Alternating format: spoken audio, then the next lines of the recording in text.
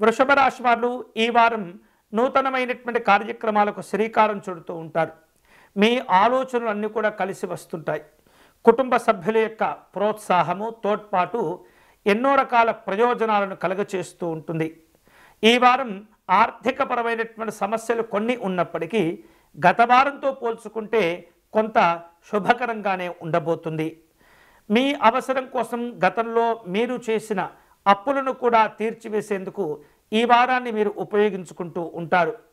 దూరపు బంధువుల నుండి అందినటువంటి ఆహ్వానాలు చక్కగా వాటిల్లో పాల్గొనటం, సంతోషాలను కూడా పొందటం జరుగుతూ ఉంటుంది. ఉద్యోగ విషయాల్లో వృషభ రాశి వారు కాస్త పని ఒత్తిడిని ఎదుర్కొంటూ ఉంటారు. ఎంతో కష్టపడితే కానీ ప్రయోజనాలు సిద్ధించినటువంటి కొన్ని కార్యక్రమాలు కూడా ఉంటాయి. ఒక్కొక్కసారి విశ్రాంతిని కూడా తీసుకోలేక పనులందు చక్కగా నిమగ్నమవుతుంటారు.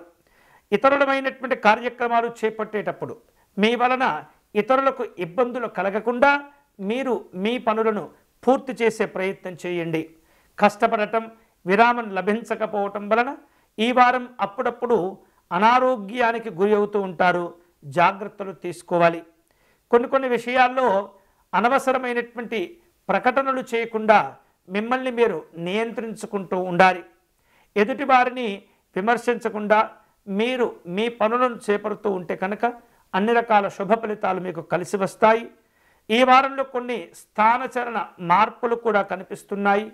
అవరోధాలను అధిగమించేందుకు అన్ని రకాల మార్గాలను ఉపయోగించుకునే ప్రయత్నం చేయగలుగుతారు.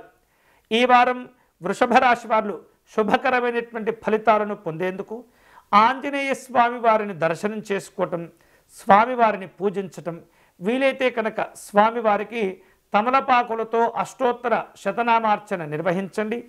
హనుమాన్ చాలీసా పారాయణం చేయండి. శుభాలు కలిసి వస్తాయి.